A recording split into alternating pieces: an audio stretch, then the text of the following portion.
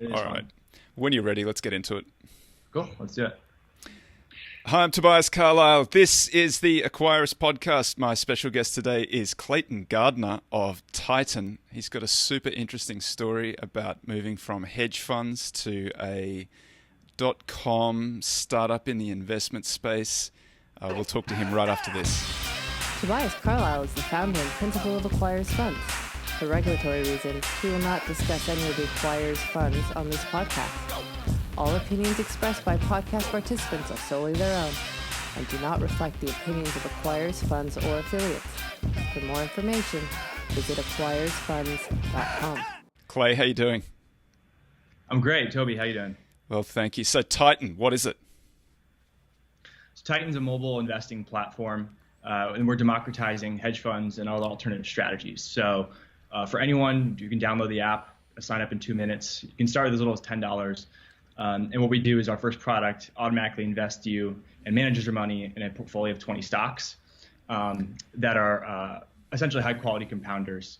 So we use a quantitative, systematic approach to take all 10,000 plus stocks. We look at what the long-term, most fundamental concentrated hedge funds are investing in across that universe.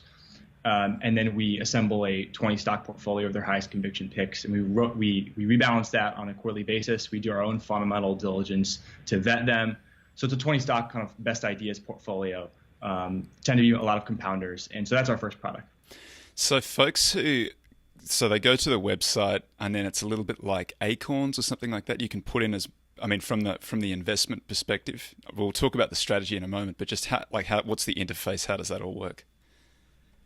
It's really simple. You can think about us more as an active manager. So if you've heard of Wealthfront Betterment platforms where you're downloading or using a desktop app, you sign up, create an account, and then you deposit funds and you withdraw funds, right? So it's very simple. That's the only action users take today. We're a mobile platform, so you can sign up in a few minutes. You fill out a little bit of information about yourself, create an account, and then deposit funds. You can deposit anywhere from $10 to hundreds of thousands of dollars. And within a day or so, you get instantly invested in this portfolio of 20 stocks, and we handle everything for you after that. I see. So the strategy is like a 13F replication. It starts out there, and then you do some additional diligence. So let's talk about the 13F replication part of it first. Who are you? Can you say who you're tracking? So we can't say who we're tracking at the fund level, but taking a step back, when we were whiteboarding our first product, because I could talk about my background on the buy side. Having worked at several different fundamental long-term focused funds, the idea generation process for a lot of these funds starts with what are the other high conviction hedge funds investing in, right? And so they tend to be this kind of melting pot of ideas. You're meeting people at conferences, management meetings, and then you go do your own fundamental work, but they all tend to coalesce around some of the same names, especially if they have similar styles. So my background was on the fundamental long-term kind of deep research approach. So holding companies for 3 to 5 plus years, generally 10 to 20 longs, similar number of shorts. And so when we were whiteboarding Titan, we said, we want our first product to look like our core circle of competence, which is this high quality concentrated portfolio of compounders. Instead of doing that, in order to construct that portfolio, we said, why not use the same approach we used on the buy side? So starting with 13F filings, which most funds above $100 million assets have to report every quarter, what we do is we look at the 13F filings of funds that fit a few criteria that we believe represent long-term fundamental funds, right? So what are the criteria? Can you talk about that? So if you think about the data that's represented in a 13F filing, there's all the long positions a manager owns, including including the calls and put options. There's the market value as of the last quarter, the number of shares they own, and you can there's the evolution of how that complexion looks each quarter. So by doing some data science, you can basically figure out what the quarterly turnover is. You can figure out what the concentration, what the sizing is. So how much of our manager's capital is in the top 5 to 10 picks versus his 20th and onward pick. And you can kind of figure out, okay, is this the type of manager that holds a name for 3 to 6 months or 3 to 6 years?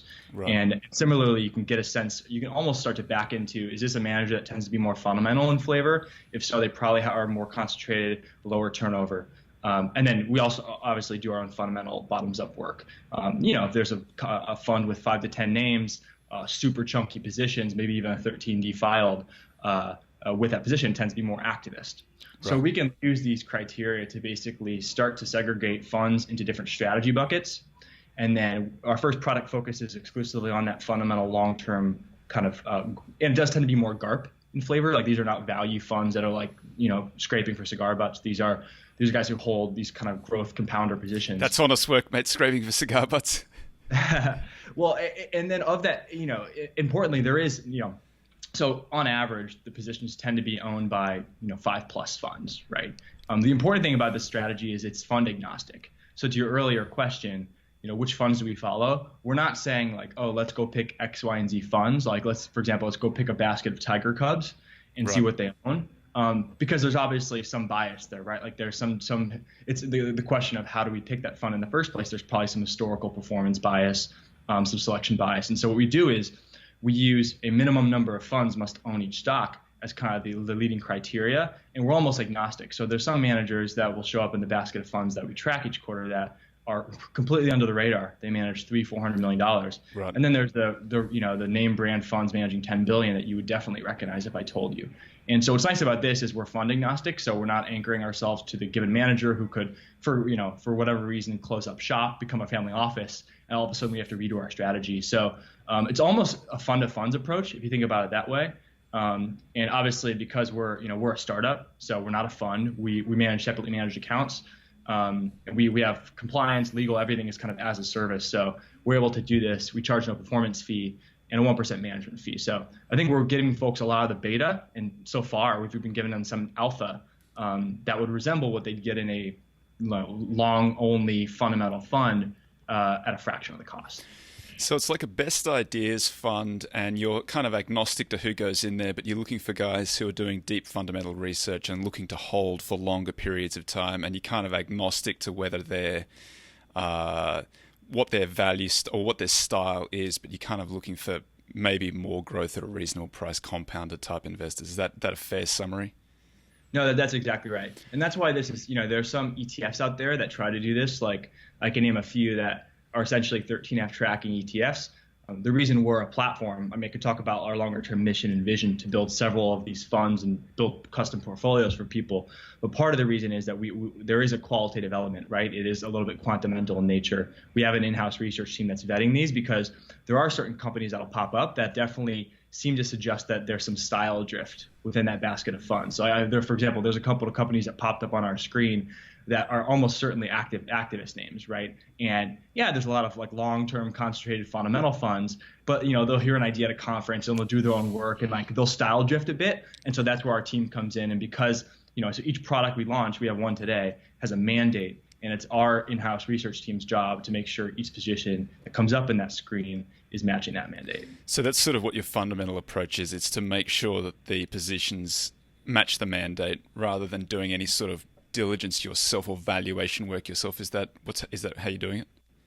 We do valuation work ourselves, and it's not so much today in order to initiate a new position. It tends to be more to understand how to rotate into a new position when something happens. So I'll give you a few tangible examples.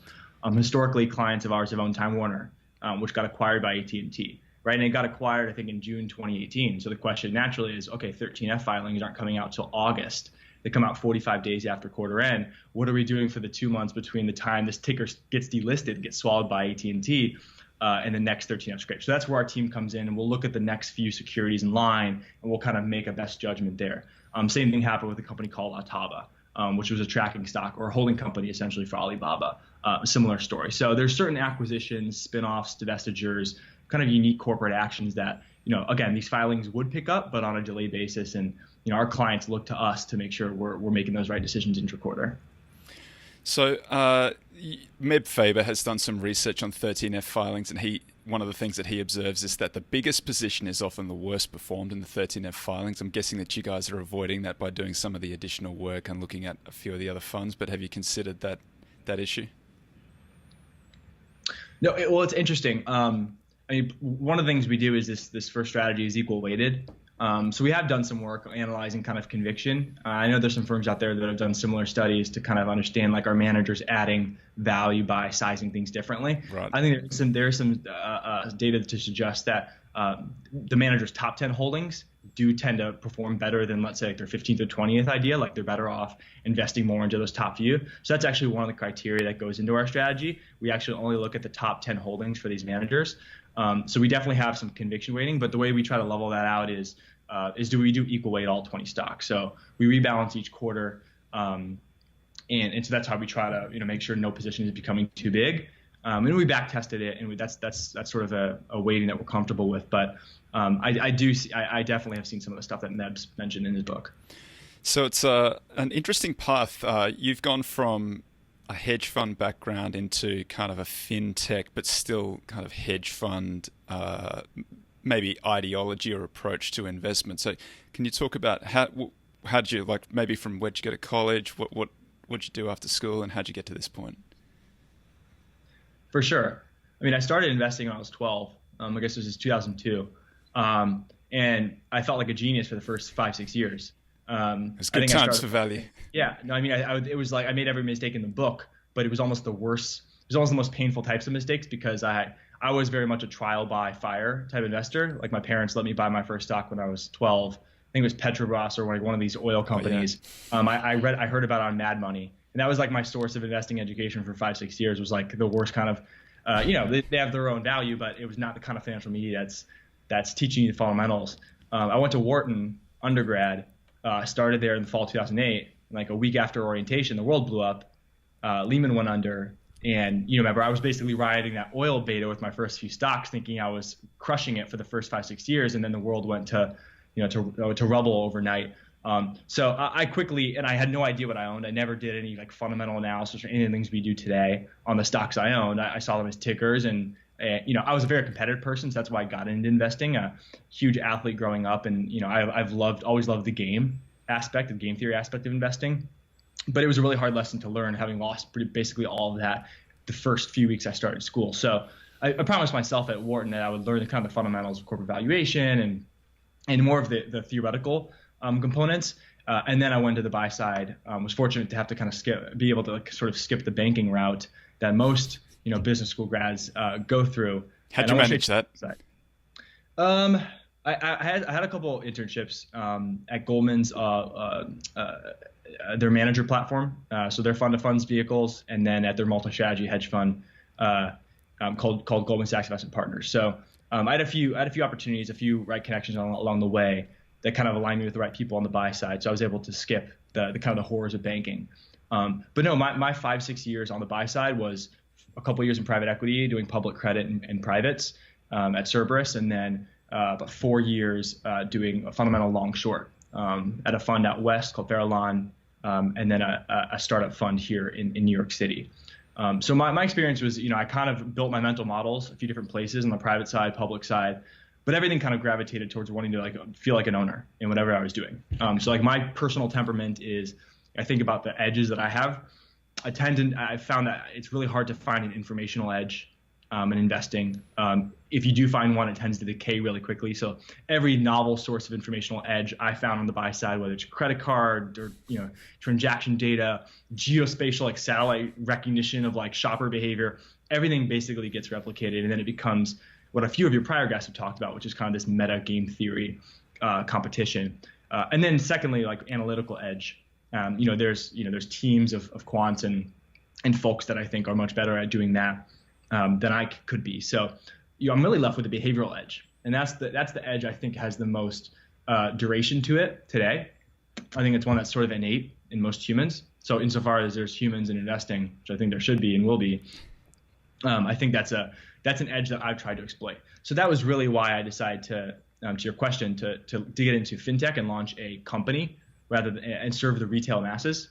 So anyone who's unaccredited or accredited can invest in our products, versus starting a fund, charging 2 and 20 and serving high net worth individuals, is because I think there's a way larger opportunity to basically help retail investors exploit the behavioral edge that I think they tend to trip over themselves on that having. because a lot of them, let's face it, like they don't have an informational edge. They will never have an analytical edge. It's really the only edge they can have. So if you want to actively invest outside of an index fund approach, I think you have to be confident you have your behavioral edge. And so I can talk about some of the things that we're building to help people exploit that. Yeah, please. What are you guys building?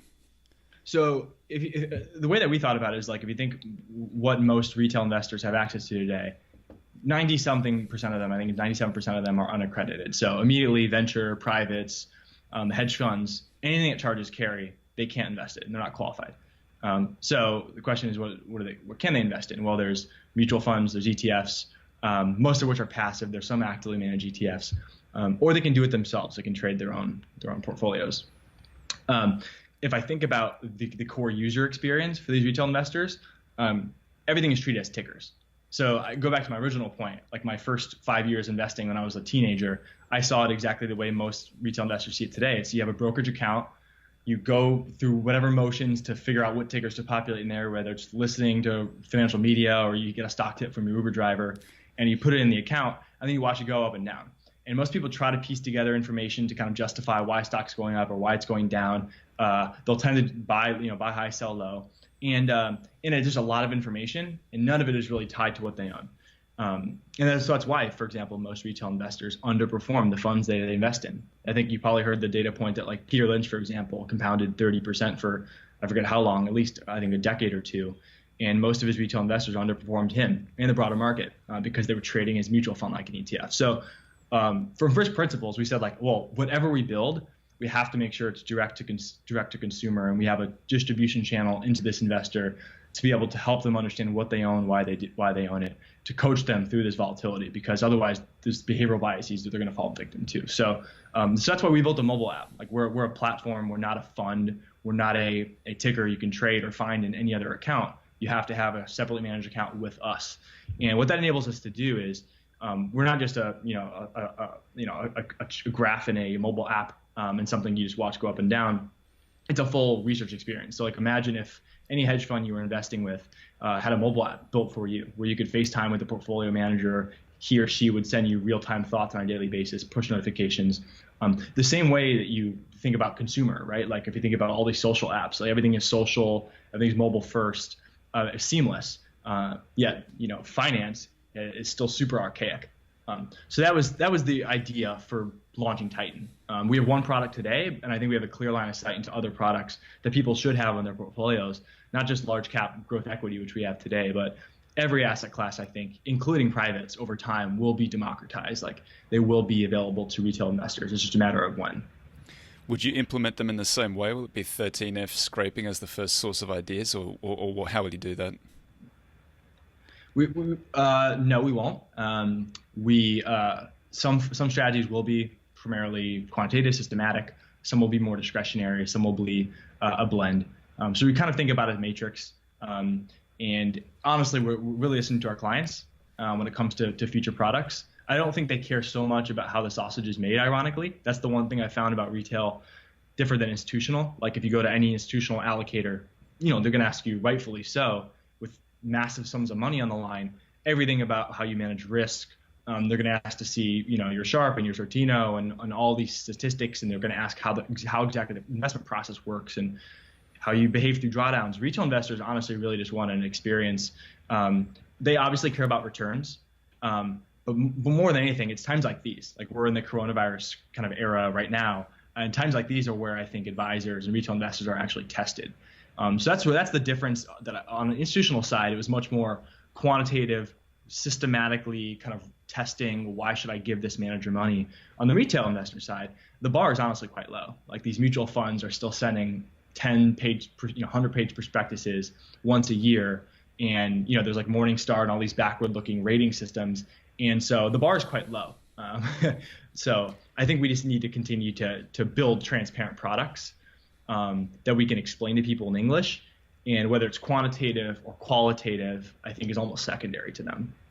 Given that you're retail focused and we're sort of today we've gone through 25% down, which is the first time we've been down this much since sort of 2007. to 2009. All the other drawdowns before then have been much shallower and have rebounded very quickly. How have you found your investors to be reacting so far? Surprisingly well. If you would have asked me that a month ago, I probably would have given you a more conservative answer. I would have said, most retail investors, it's kind of it's a challenge in all of kind of financial advisory. It's like you can tell clients a million different things.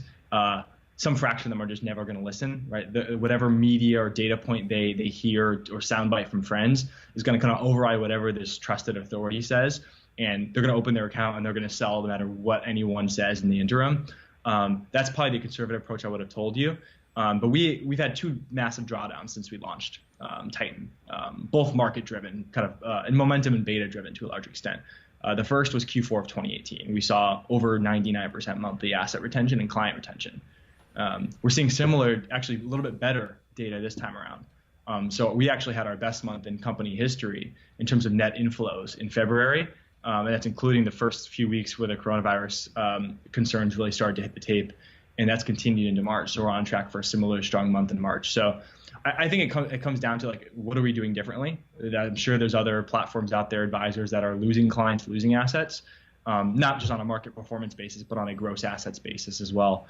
And the only thing I can chalk it up to is like our core differentiator, which is that we have a distribution platform direct into our consumers' pockets, into our retail investors' pockets.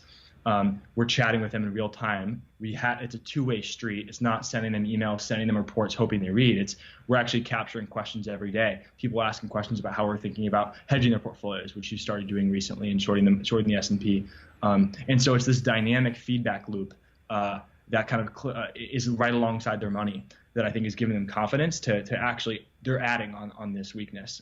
Now that said, like one of the challenges as an advisor is you don't want to be pumping your book all the time, right? Like you have a fiduciary responsibility to tell them how it is. So we've been really candid with people. Like in this drawdown, for example, we've talked about this second wave and this like double dip phenomenon. And we told our clients several weeks ago, like we started shorting the S&P for clients, hedging their books. I think it was right around the end of February, so about 2 weeks ago.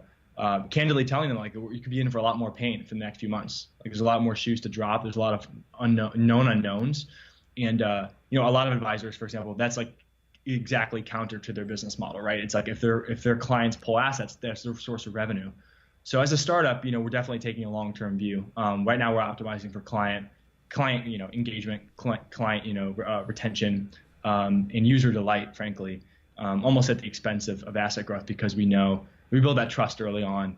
That's something that these advisors that have straight mutual funds and don't know who their investors are going to have a real challenge retaining them. Well, let's talk a little bit about the opportunity set that you're seeing. Is it improving? Are you excited about what's coming up? Definitely. So I'm just pulling up our screener here, kind of watch list. It's funny because after the big run we saw in 2019, a lot of these names still aren't screaming cheap. Right. But if I look at the disparity, if I just look at how there's been this 15, 20% plus drawdowns, almost equally weighted across the portfolio of ours and a lot of our screens. Like a lot of these companies that are just completely unlevered, hard to imagine how people rip out internet. There's like some of these industrial distributors that are sole source suppliers. I think there's a lot of stuff that's gotten thrown out with the bathwater, so to speak. So we're definitely getting incrementally more excited. Our portfolio is definitely priced at a premium to like the broader market. If I think about the average ROIC of our portfolio, it's historically been about 25%. So, higher ROIC companies, generally speaking, if that's a sustainable ROIC, they should trade at a premium. So these names are traded at low to mid 20s PE multiples. And, we've been pretty clear with clients, like this is a GARP portfolio, this for strategy, and it's definitely subject to drawdowns. Like we saw a big momentum de-risking back in August, September. We call it the great momentum reversal. So our clients are they know what they're getting into. And the S&P has been at 18 times. So we've been trading at a premium for a while. We still are, but I just see a lot of names, particularly the big tech names. And I know people are going to disagree. And there's definitely, for example, companies like Microsoft, some of these companies that are trading, they're doing they may be doing mid-teens earnings growth and trading at 30 plus times earnings. You can't argue they're cheap, but if I just look out 3 to 5 plus years, even if you assume 2020 is a wash with respect to coronavirus and the broader kind of economic growth backdrop, it's hard to imagine these companies, 30, 40% of intrinsic value has been shaved off in a matter of months. So we're definitely excited. I think it's informing how we're thinking about our second, third, and so on strategies that we're launching to clients. If our first product right now is large cap U.S. growth, kind of compounders in nature, we definitely see a lot of value on the small cap side of the spectrum. Haven't done that much work internationally, but definitely incremental buyers. I think we think the next 6 months are going to be really rocky. What's your expectation for the way that the portfolio will perform through a full business cycle? Do you have any view on when is a better time for the portfolio and when is a worse time for the portfolio? So, for example, if I talk about deep value does very well typically at the tail end of a drawdown, and then will do better out of the bottom, but tends to lag at the tail end of a bull market because the value bid just sort of goes away a little bit. So how do you think about that? Yeah, it's a good question. We honestly haven't thought too much about like the relative sizing and weighting of this because we just don't have other strategies right now. So if I think about most people, our clients, most of their core alternative, like a lot of these clients are rolling over accounts from the Schwabs and the Vanguards of the world. And if I see how they're allocating, most of our clients are coming from a place of diversification. There's not even really a thoughtful approach to like the weighting or any of like the value versus growth or like small versus large kind of weighting dynamics that you alluded to. Early cycle, late cycle, most of them honestly are just invested across on average probably 10 to 15 kind of old school mutual funds paying 1 to 1.5%. And so they're effectively owning 100 of these securities. They're almost just matching the index, doing a little bit worse and paying a high fee to a legacy advisor to do so. So I think first step as far as is like, get invested in what we do through the business cycle, view this core flagship strategy as a better index. By pretty much any means. I mean, the vast majority of the index's returns have come from the companies that we own. Like if you looked at the top 10 drivers of returns, probably over the last 20 years, and you looked at our algorithm, how that's evolved, how the portfolio's evolved over the last 10, 20 years, the vast majority of those, largest contributors have been in our composite. So the whole point here is that these super stocks that tend to drive most of the returns through the business cycle, we're going to capture with this flagship strategy. Our beta is about 1.15, 1.2. So it's definitely, I think people come in expecting it to be a little more volatile. But so far I've been, and keep in mind, like this is a hedge strategy too. So this is not just a long only. There is like a dynamic hedge component where How are you hedging? What's the trigger for the hedge? So it's a momentum hedge. It's systematic in nature. What we do is we're looking at the Titan composite, this flagship strategy composite. So the 20 stocks equal weighted, and we look at that compared to the S&P's trailing 12-month moving average. So at a high level, you could say, it's a simplistic kind of trailing momentum hedge. But the whole point here is like, again, it gets back to the behavioral aspect that I mentioned. It's like most clients' problem is like they fear volatility, or they say they want to be long-term investors, and then they have a drawdown like we've had recently, and they've totally forgot about their original mandate. So the goal here is, when you onboard the Titan, we capture your risk profile. So we're going to ask you a few questions, and we'll basically put you into either aggressive, moderate, conservative. And aggressive users, theoretically, they're answering questions and they're in that bucket because they're willing to tolerate more volatility. So they should be less hedged in any environment. Whereas conservative investors should be more hedged in pretty much all environments. And so the thing about how it works in an environment like this, our momentum hedge triggered at the end of February. So our 12-month moving average versus the S&P's average performance over the last 12 months. It was crazy because we had significantly outperformed. So like the magnitude of a drawdown, and the speed of that drawdown happened so quickly that we turned that hedge on in end of February. And so far, is it monthly? Are you looking at it on a monthly basis, or are you looking at it on a daily basis, or how? Yeah, that's a good question. We do it monthly. As a lot of clients have asked about this, the reason we do it monthly is because if you look historically, it depends on this. As your scale gets greater, I think you can afford to do this more. But just the number of times, like the momentum of Titan versus the S&P, the crossover happens, can trigger all sorts of trading consequences. Now, keep in mind, like we're managing separately managed accounts. We also offer fractional shares. So we have our own fractional share trading system. So clients come into us, they toss 500, 1,000, 10,000 bucks in, and they're equal weighted across, stocks like Amazon and Booking Holdings, right? So these are stocks well over $1,000. So that's point number one, is we're investing in fractional shares. And what that means is, obviously, the more we trade, the more trades we're making. So if a hedge is turning on and off every day, which it would if we're evaluating it daily, there's all sorts of tax consequences and slippage associated with those fractional shares. So we found, when we back tested this, that monthly, the downside to doing it monthly is that, let's say we turn the hedge on at the end of February, all of a sudden this coronavirus thing was a complete one-time event, fear, blue skies emerge, and a week later into mid-March, everything's gone back to normal. Getting stuck with a 1 month, hedge, we're basically short beta in a potentially vicious rally, eats into returns. So that's the cost of doing it monthly. But the benefit, the whipsaw. But the benefit, obviously, and we call those the false, the false positive. False positives, exactly. So we back tested it, and generally speaking, the way to think about it is the number of times that there's kind of a false positive, the hedge turns on, and it actually costs our clients money. In the kind of real deal events where the hedge is actually on for a number of months, which I personally, is not investment advice, but I personally suspect it will be if our thoughts on how this situation will play out. The magnitude of the volatility and the drawdown foregone that our clients have by having that hedge on offsets all the times that the false positive cost them. So it's a monthly hedge. It's systematic in nature. We're very unemotional about it. When the data turns, it turns. And the goal there, again, is it does, through the cycle, it does eat into compounded returns a bit. So like whether you're aggressive, moderate, conservative, you come to Titan, having the hedge in place at Titan will eat into your bit of compounded returns, but it does improve Sharp pretty meaningfully. So the volatility, even this year to date, and it actually has improved year to date returns as well. So we have outperformed the S&P, which is surprising given our higher beta. But across risk profiles this year as a result of having that hedge on. So it's something that it is personalized. So that's why, again, we're not a mutual fund or a ticker. And some clients ask us, what I would love to own Titan in my E-Trade account or my Vanguard account. We tell them we wouldn't be able to personalize this hedge if we didn't know who you were. We wouldn't be able to know who you were if we didn't have this direct to consumer platform.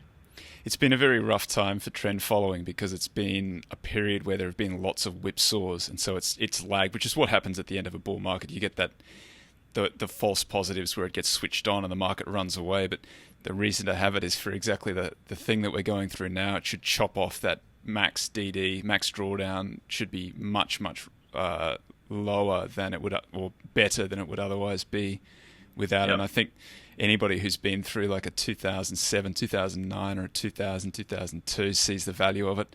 Folks probably who got whipsawed in 2018 probably don't, but I think it's a good approach. I think it should work. I'd be interested to see how you guys go with it. No, that's funny because we actually did activate that hedge in it was like January 1st of 2019. So you can imagine what clients were saying because we finished Jan 19. I think it was up something like mid-teens. And the market too, I think it was up 13% on the S&P. So January was like a vicious rally. Up a little bit. Like we got our, the hedge, quote unquote, ripped our faces off.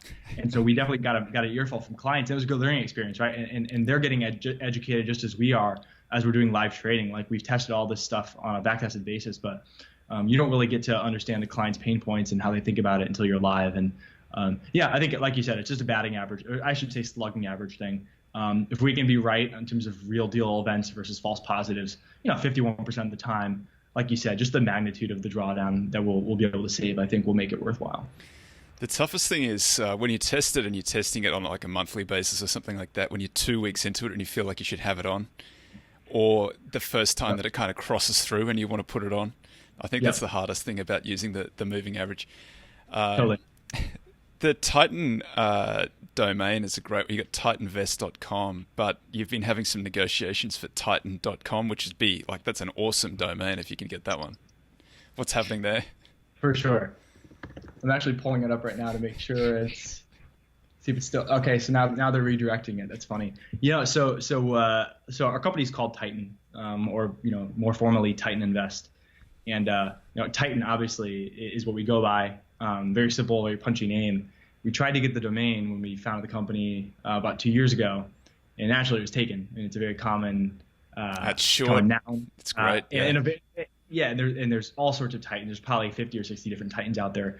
There's several investment advisors named Titan, and there's also insurance companies named Titan. So Titan.com was owned by Titan Insurance, but they went out of business some number of months ago, and the domain was up for sale. So we threw in a few offers.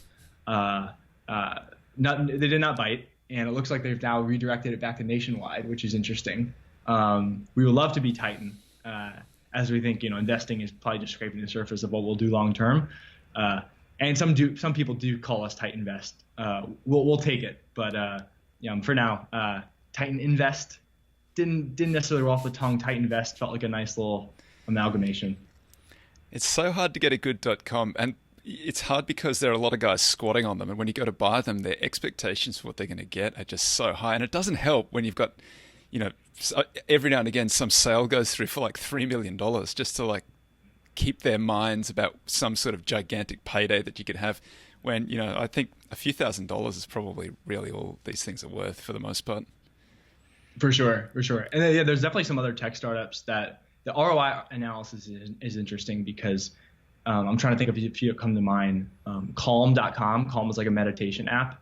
And I think that the CEO and founder was on a few podcasts talking about, I think they paid it was something like $300,000, maybe $500,000 or more. It's like a pretty meaningful amount of their cumulative funding to date at the time to buy Calm.com. You're asking yourself, like a scrappy founder, you're like, oh man, are you really betting the ranch? But I think now they're doing something like hundreds of millions of annual revenue. So it's definitely paid off for them. I think the benefits of SEO, brand recognition, are definitely there. Just it's a hard ROI math. It's a lot of chunk of change to deposit up front for potentially payoff. So it's a negotiation for sure. What are you invested in? Do you personally invest in the strategy, or you're allowed to have a PA? How does that work? It's a great question. So vast majority of my net worth is invested in Titan, both individual, and then we also offer traditional Roth IRAs. We'll be rolling out trust accounts, corporate accounts, a bunch of other account types. And then in terms of PAs, we are allowed to have PAs. Similar to how things work on the buy side. We have a trade approval process. Conflict rules and things. Yeah, the chief compliance officer has to approve, sign off on everything. We can own companies in the Titan book, and we do. Personally, the only reason I have a P that's not at Titan is because we haven't yet rolled out the ability to own single stocks beyond the financial kind of holistic financial portfolios that we offer. Yet, I said yet. We plan to down the road. But no, that's a great question, because that's honestly how I think about the future strategies we're launching. Right? I mean, coming from the buy side, the dream is we want every retail investor to be able to invest one of my idols, David Swenson at Yale Endowment, right? Which is, he's not sitting there in S&P 500 index, right? And I get that some number of years in a row, all the pensions and endowments will underperform the S&P, and people will say, see, even these pros can't beat the indexes. And it always tends to be like this arbitrary timeline over which they're evaluating. And again, people don't take into account things that you and I talk about, which is, beta and what are your actual mandate on a risk-adjusted basis. And so the way that we're approaching it as like a pie chart is 5-10 years from now, what I would want my PA to look like is I would want to have a sliver of a bunch of different asset classes that I couldn't get if I wasn't accredited today. So you have your absolute return piece, you have your domestic and foreign equity piece, you have some alternatives, which probably includes a little bit of crypto. Even though folks like Munger say it's rat poison, I call it shark insurance. Probably a little bit of real estate, right, and other privates, there's some venture, and then some cash, right, fixed income. Most people, it's cash or a bunch of mutual funds and index funds. And there's no rhyme or reason or science behind it. Right now, we just have the domestic equity. We're thinking about absolute return. We're thinking about international, different size spectrums. So over time, we want to kind of build out that boilerplate, a pie chart for people, customized based on the risk profile that I talked about. And I think if we do it the way we've been doing it, we can do so. We can be a part of the trend in the industry, which is obviously we see fee compression, right, across active management. I do think there's going to be a big change in how fees get charged. A lot of thoughts on that. Right now, it's just what's going to change? Well, I mean, folks like Schwab are testing, well, not even testing. They've rolled out the subscription fee model. Mm-hmm. I don't love the upfront fee. that they charge, the upfront planning fee, which is kind of basically getting their first year of revenue, first day. They used to charge 28 bips on, I think, for their Intelligent Portfolios Premium, and now it's I think it's $30 a month, $300 upfront planning fee. I do think, again, taking like cross-pollinating ideas from the consumer world, especially like the consumer subscription model world, into fintech, I think has a lot of interesting dynamics. Now, naturally, there's like a bunch of tailwinds in asset management that I think are important to compensating managers that are going to be hard to give up. Naturally, like this 6 to 7% equity tailwind from rising markets over time is a nice revenue boost. Like if you're Schwab and you can go say, oh, we're going to go compound our assets at 6% doing no work because of this nice market tailwind, that's a tough thing to give up by going subscription. But even just on the back end, like I think as a startup, all the opportunities for us to like have a sound business model and give more value back to clients, like we can make several meaningful revenue streams without having to charge clients because we do things that we're going to be approved to do on a regulatory basis, like earning interest on uninvested cash and lending out securities that have a high borrow and things like that. So I'm excited. I think it's just the tip of the iceberg. I do think for CFPs, I think that the asset model makes a lot of sense. Or I should say the subscription model makes a lot of sense. Like if you're doing a fee for service tax, or like estate planning service, like a review of a financial plan, you're about to buy a home. That's like things that are naturally, I think, dollar based. You're essentially valuing someone's time, some human's time, and those are not things that can easily be done by software. But asset management, I think a lot of these guys charging 25 basis points to like rebalance and do tax loss harvesting, which has been kind of marketed as this like secret sauce, which our CTO can build in a day. I don't think those things have much longevity. I think it's mostly marketing. I think those things will go to zero over time. So I do think a lot of these robo-advisors, and that's why you've seen, right, they're all rolling out cash accounts and portfolio line of credit, is because they realize, I think they see the writing on the wall that like, unless you really have differentiated active strategies that have performance and or some really unique engagement model, fees are going to zero. So you have to either go for fees outside of conventional asset management and charge those to consumer, or you have to make revenue in the back end. So for now, we're focused on that former. We're focused on active, differentiated strategies. And because we have a platform direct to our investors, we can do things that are novel on the experience and like engagement front that I think they find worth paying for. It's funny. The first decade of the 2000s was two gigantic crashes and no appreciation in the S&P 500 for the entire 10 years. And there was nobody talking at that stage about you just buy the S&P 500, you pay 3 bips and you don't worry about it. Last 10 years, S&P 500 is probably the best performed strategy in the world. Get it for 3 bips and everything else looks really ugly beside that. But I kind of think that my feeling is that the next 10 years is going to look a lot more like the first 10 years than the last 10 years because it's, I think folks are probably, this is the kind of wake up call to make folks move away from those passive strategies for very low fees. And I think it'll be better for guys who are doing something active. So I think you're probably in a very good position for the coming decade. No, it'll also just be interesting. It's not where most of the assets are. Like most of the assets are still in these institutional, the Schwabs and the Vanguards. But yeah, you mentioned like the tech startups. Like a lot of these just haven't outlived through a cycle, right? And just observing like the liquidity and again, a lot of these have been challenging businesses for folks to fund. Because we're in the active space and we have very high user engagement, we're able to kind of grow organically without spending much money on marketing. But I don't know if you've taken a look at like how these business models work, but a lot of these companies are spending hundreds of thousands of dollars a customer. And like I said, making $20-$50 a year, it's a really tough model. And so they've been dependent on the venture market to subsidize their business models. And, I'm sure I know there was venture subsidization back in the first decade, this century, but especially in the last 5 to 10 years, DDC startups, these fintech consumer startups have been massively subsidizing and paying dollars directly to Facebook and Google to try to acquire clients. Without much differentiation. Again, they're passive, low-cost products that you can kind of finagle yourself if you have, enough gumption. So I think it'll be interesting. But I do agree with you. I think active is disproportionately set up to kind of do much better than it has been.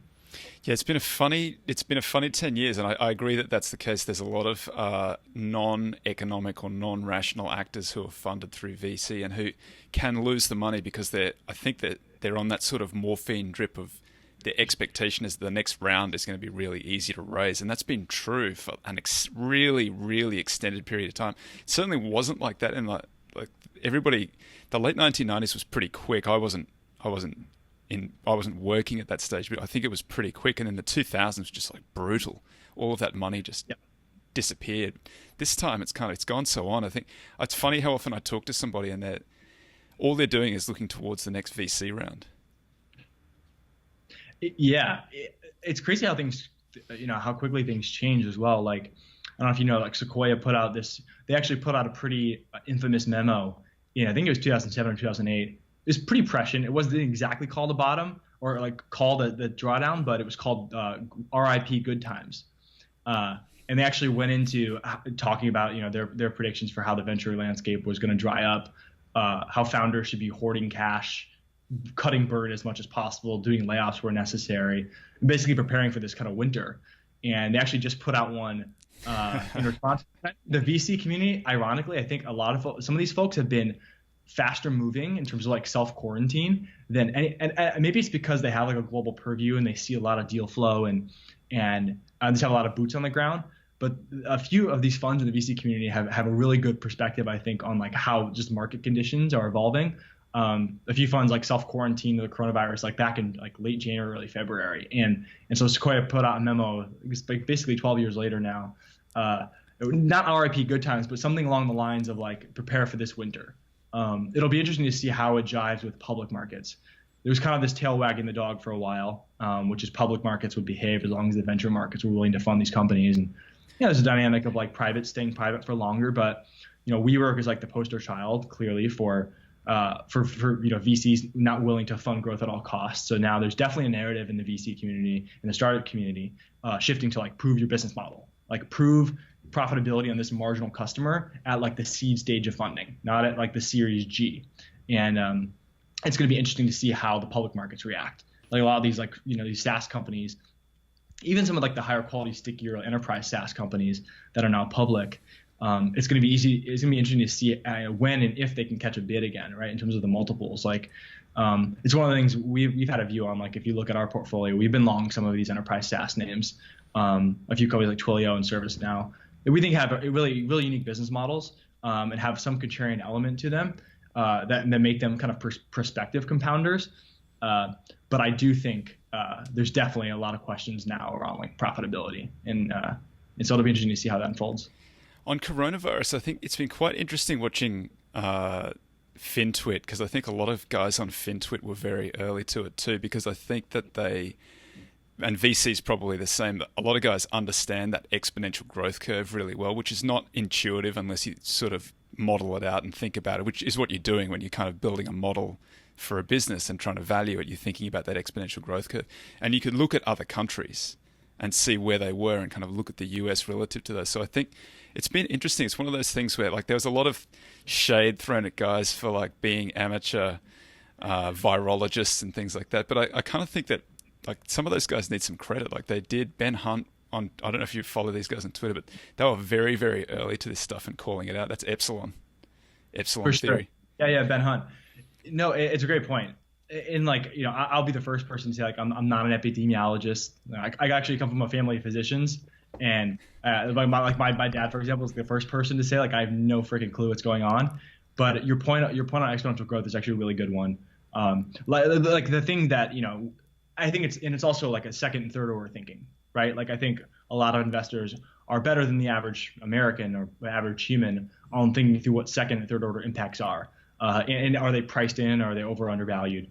And so one of the things that came to mind with coronavirus is I have no idea on the R not and all these things. Like, I'll try to go to the most reputable primary source to understand what that means, but I'm not going to have any predictions on like what that's, whether that's priced in or not, or how that may or may not unfold.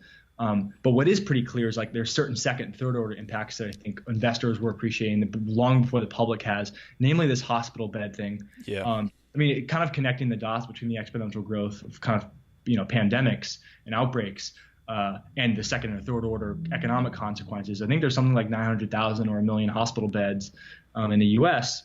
and 75% occupancy, call it, for a variety of just general health reasons. Right. So if there's, 250,000 beds are free, if you just roll out that exponential growth curve, I think there's something like the doubling of cases it happens every 6 days. And I think the reported number is probably a fraction of the actual number. So Right. even if you're in the low to mid single digit thousands of cases today, where, it's early to mid March, you just roll that through, you're looking at millions of cases by like late April, early May. Right. And say it's only like a 10%, bed rate, right? 10% is so infectious they have to go hospitalized, maybe even ICU. Like you're looking at full hospital bed capacity utilization by like late April, early May. Now, obviously, there's like a bunch of underlying assumptions on that exponential curve, continuing, there not being any containment ability to kind of mitigate that curve, and then barring any like massive systemic, upgrade or deployment of new beds on the supply side. That's whether that means like existing patients are getting like pushed out or how that affects the system that's like naturally constrained is a second order consequence. And I'm sure there's third and fourth order consequences as well. But that's one that I heard.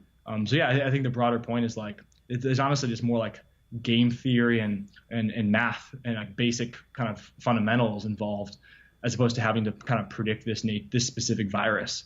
So that's kind of how we approach it, Toby, is like, we're kind of looking like Buffett said, we're kind of looking for 2-foot hurdles to step over. We're not trying to like, what's the latest like speculative healthcare stock that I think can like massively re-rate because produce an N95 mask or something like that. Like we're looking for companies that like with a pretty high degree of certainty, if you look out 3 to 5 years, we don't see like material, sustainable free cash flow impairment. Certainly a lot of these stocks were expensive. Now they're just 20% less expensive. They're still pretty. That's the reason we're not telling clients like go hand over fist and all in, back up the truck. There could be the second wave phenomenon. But if I look out 3 to 5 years, those are kind of the 2-foot hurdles. It's like this first strategy is full of compounders, a couple names, Booking, Disney, that are travel exposed, Apple, travel or China exposed, definitely have gotten hit hardest, are probably going to have the worst years from an earnings decline perspective. But looking out 3 to 5 years, I just don't see, unless this is completely different than history, it's hard to see how a pandemic, just like material, affects these types of companies. I think certain sectors like oil, like we just had this oil price war a few days ago between the Saudis and Russia. On the industrial side, how that affects employment and the ripples through the economy. I'm not saying that there won't be like a significant hit to GDP growth, but just long-term earnings growth, which is how we think, like we're modeling long-term EPS growth and then multiples on that. It's hard to see how these stocks are like lower 5 years from now. Yeah, I agree with all of that completely. I think that's well stated. We're just about coming up on time, Clay. If folks want to get in contact with you, what's the best way of doing that? So head to our website, which is titanvest.com, Titan. For the moment. For the moment, yeah, titan.com, potentially in the future. You could also shoot me an email, clay@titanvest.com. I'm on Twitter. I'm trying to become more active. If you DM me, I'll definitely respond. And we're a small team. So one of us will, if you get a message from us, it's definitely one of us. A small research team and a small developer team as well. So we're nimble. We'll be quick to respond. Be happy to chat. What's the Twitter handle again? So my Twitter handle is virtual Clay, and then Titans is @TitanVest. Cool. Clayton Gardner, Titan, thank you very much. Thank you.